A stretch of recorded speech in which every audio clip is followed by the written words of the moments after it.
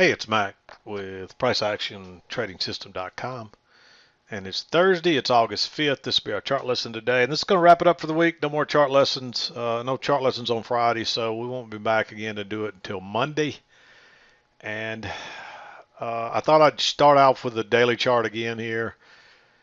Notice that we've been in this real tight congestion or range area up here. Let's zoom in a little bit here. And you can see we actually broke higher out of there today. It looks like it's 4 o'clock now, so if the market hasn't closed, it's going to close any minute. So we're going to close outside this resistance today. We've breached it a couple of times, but we've never closed outside of it till today. So we could open up and trade right back into it, or we could push a little higher and then pull back and test it. So we'll just have to see what happens tomorrow. Wouldn't surprise me to see during the overnight it trade back in here. Or even it wouldn't surprise me to actually see it trade higher and then turn down if they open tomorrow either. So, or we could just trade on out of here. I mean, there's no way to know by looking at this what's going to happen tomorrow. We just have to kind of play it by ear. But generally, when you see a range like this, the breakouts are going to fail. But we've been in this very long-term uptrend. So at some point, we're probably going to go higher. But we may break out of here, pull back and test it, and find some support on this upper side and then go higher, or we could come back in and fell out the lower side and then take off higher. That's generally how prices will react out of a range, but generally this breakout will fail it, even if it's only momentarily as it comes back and tests the breakout area. So we'll have to see. We'll see what tomorrow brings, but I just thought I'd put that up there. I was a little surprised to see us push through there today and close outside. I wasn't surprised to see us push through there today, but I was surprised to see us close outside there today. We did sell off a couple of times as we reached these highs before prices finally pushed on through. So we'll switch over to the other chart and we'll go from there. Okay, and you can see we have the intraday 2000 tick chart here, and you can clearly see we had a spike and channel up. And we actually had a close outside here, a couple of legs up to a new high, and it looked like maybe we were going to sell off, but we just corrected maybe for, we started a correction right around 104, and it ended around 224, so a little over an hour. And you can see not much happened, not much movement there, and then we rocketed higher again. We basically just started another little trend up here. And I originally drew it like this. It could be that it's more like so. I think it tends to fit both ways, and we'd be moving towards a new retest of that high here. But generally, we really catch more of the closes right up through there. So it looks like to me we had this channel moving up. We got a close outside, move to a new high, and then we've been correcting ever since. So that's kind of how I had it drawn, and that's how it really looks to me. So not a lot of trades today. There were a couple of nice trades early on, and then there's a few green ones in there, but I'll be honest with you, I tried to take a trade through here. I waited and I'd scratch them each time. There's just nothing set up very good. There's a couple of possibilities, but they're aggressive. And once we start getting up to around lunchtime, I don't take many aggressive trades unless it's just almost something that's too good to pass up. But I'll be honest, usually I won't take any aggressive trades after lunchtime. I don't generally trade after lunchtime, period. Usually I'm done well before lunchtime. But I've been doing some of the practice trading in the MES in my spare time lately, just testing that, and I've been posting my performance there in the forum if you want to check that out if you're a member of our forum. But I've had good results with MES. I think it trades. I think I talked about this yesterday, but it trades as well or easier than the ES to me, honestly. So and yeah, I know you're not going to make any money in the MES. You're not, but you're not going to lose any money there either. And that's the key, is learning there first, so you don't lose a lot of your trading capital when you first go live. And believe it or not, it adds up. I mean, if to me, the MES would be a perfect place for a high school kid to make some extra money on the side if you can learn to trade it first. That's the key.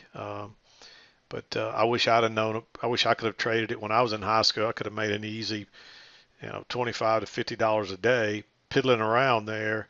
And for a high school kid back, that's good money. So just something to think about. Maybe even a college kid, that's good spending change for a college kid. So, but the key is by the time you learn it, you may be out of high school or college. So don't get too excited about me saying that. But it's just a thought that came to me. Yeah, you're not going to make a lot of money, but if a college kid could make 500 to $300 to $500 a month spending change, that's an extra $100 to $125 a week. And that goes a long way for young people. I wish I'd had $125 of spending money a week when I was in school. So, of course, that's not as much money today as it was then, but that's still some nice pocket change for a younger person. But again, it's not about the money. So I don't even know I'm getting off on that tangent. It's about what you don't lose, because if you have a couple of bad losers in the ES, you can wipe out a small account. But if you have a couple of bad losers in the MES, you don't lose a whole lot of money. And that's the whole idea behind it, is a place to learn where you don't lose all your trading capital before you learn how to trade. So I'm a big proponent on it, but I didn't mean to get off on that again today. But let's zoom in here and we'll talk about the trades.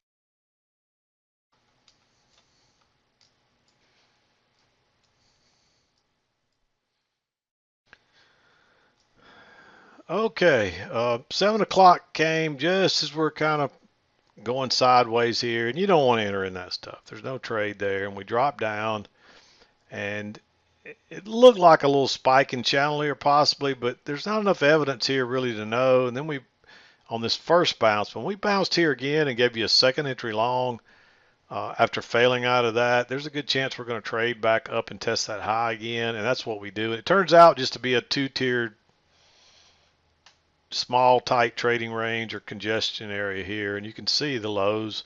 You can see that we dropped down about an equal distance, and then this became support, and the resistance remained the same here. So you got a higher low here. The key is to make sure you got room. There's exactly 6 ticks in here, which is what it takes to get a 4-tick scalp, using limit stop 1 tick above your entry bar and a limit order to exit. It takes basically 6 ticks, and you had exactly that. Actually, you got more than that, but you had exactly that to the top. So I liked that trade. And then we came back and we made a triple test, and you got another entry, exact same entry, same thing. And again, you had just enough to get out. And it's a good thing that time because it turned back down. You wouldn't have got stopped out though. And then you got another entry here, but this was an inside bar. If this would have had an equal low, I would have liked taking that trade again, because by the time we tested, you can see that trend line holding every time. And it looks like the trend line's holding, not the support. So I liked that entry. And unfortunately, I didn't take it because it was an inside bar, and it was probably the best move of the morning so far. Runs up, we pull back, you get a first entry, pull back, and you get another first entry. I like this trade just because it was a higher low. Notice we have the break of the trend channel, and then you get a higher low here, and there's plenty of room back to this high. And so you'll probably make another leg up. That's what we're hoping here. And you can see the midline, the EMA, a couple of different things there. There's some support, but it doesn't really get proven until on over here. So I like that. And actually, then there's a failed second entry short here. Notice you get a new swing low. It's lower than that one. So first entry, second entry, breaks higher there. We're probably going to run on up to the other side of the channel. And that's what we do. Then we start going sideways. You do get a failure right here, which is very tempting. But I almost took this trade. But that signal bar does not meet our entry criteria. And so, like a good price action, like a good disciplined price action trader, I didn't take it, and it turns out to be a good trade. But guess what? You take that trade, you get reinforced on it, and guess what happens tomorrow? That trade, that poor signal bar doesn't work, and you get burned. And I've learned that over the years. So as hard as it was for me to avoid that trade, and even though it worked, I know I did the right thing. And then we broke lower again, you get a first entry and then a second entry long right here. And you can see that support holding down here. That's why you have congestion here, because of the support, and prices are trying to go lower. So I liked entering right there, trying to ride it back up to test the breakout area again and maybe back into the range. And it took a minute, but this ends up working. And I actually would have liked entering here again above this bar, but it didn't break above here. And when it didn't, I wasn't going to take it, because now you're just starting to stack up on the larger bars. And this one has a very small body, so that's congestion.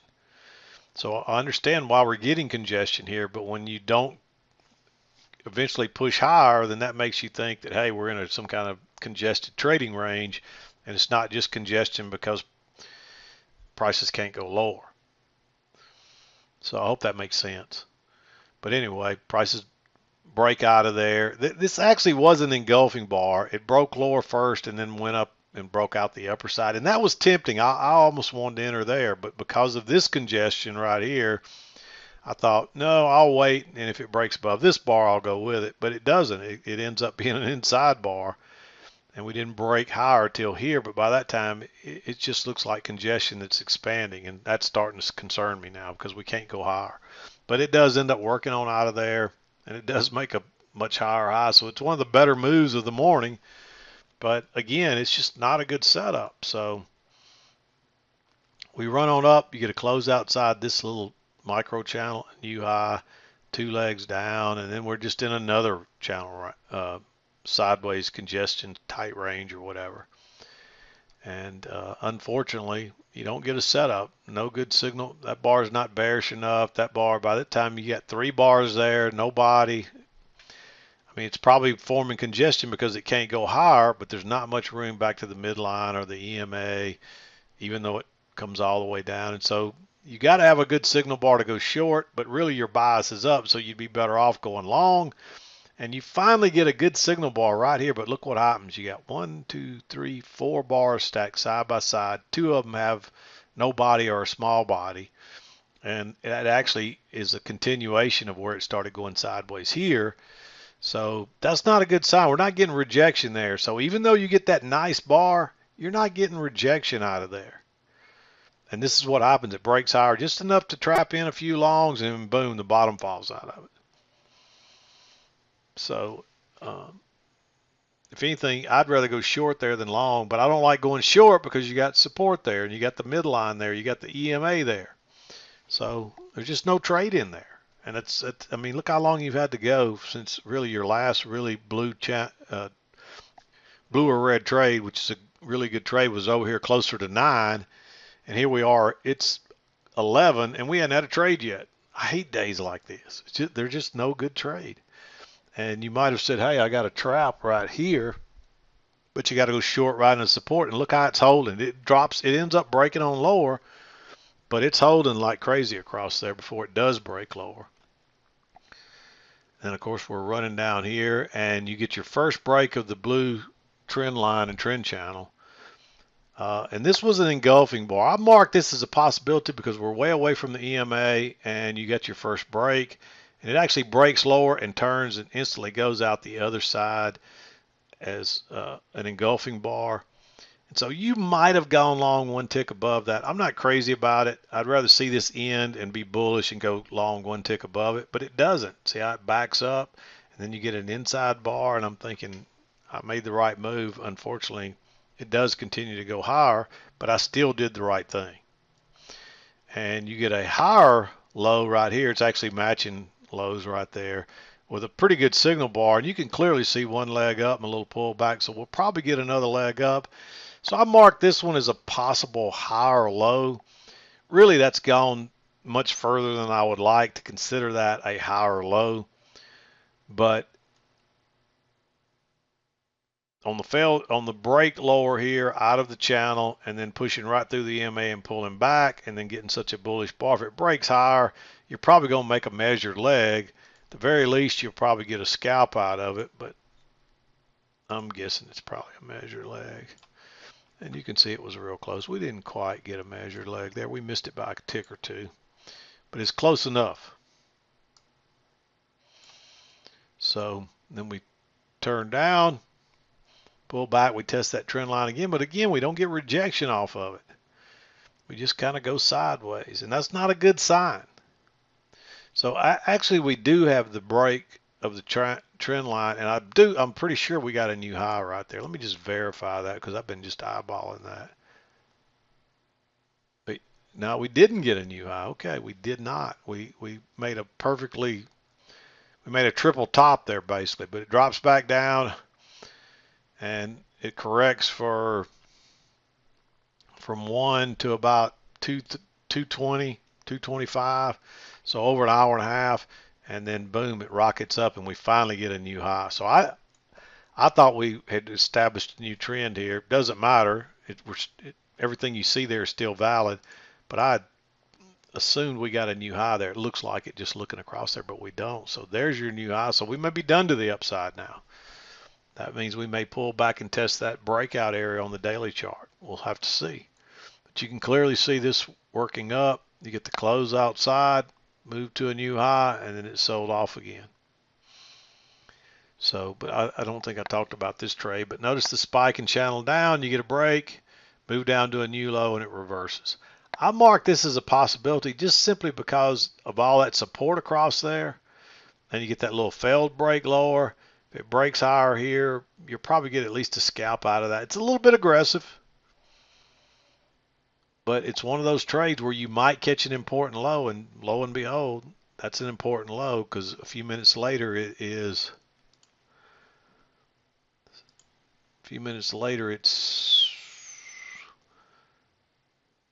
almost 11 points higher. So that's the kind of move you like to catch. And that's what happens a lot of times on these failed break. This one turned out to be pretty good here. That's a pretty good two-legged move. And here again, you really pretty much get a two-legged move. So you got a leg up and you got a little jog in there and another leg up.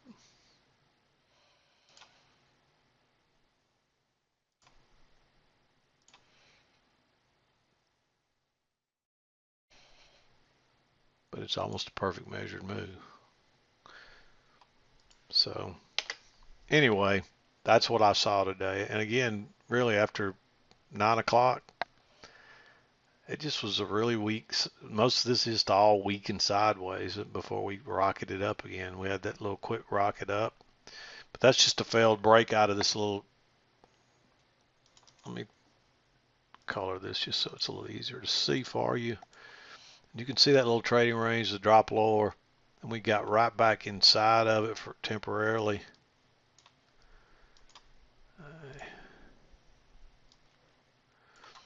And you can see this acting as resistance and support again before it drops a couple more times and fails, and then boom.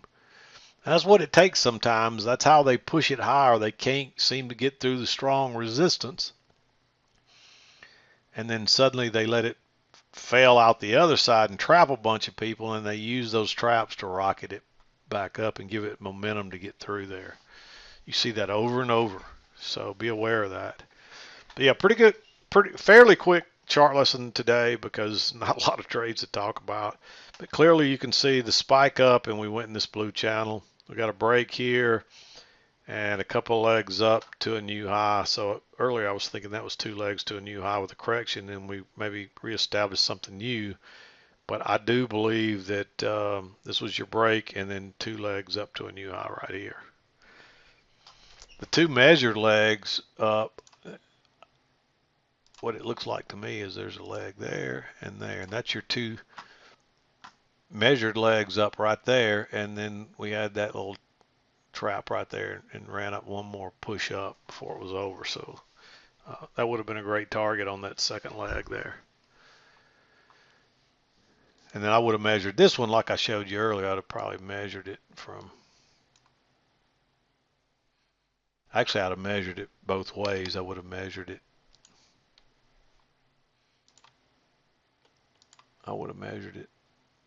probably from,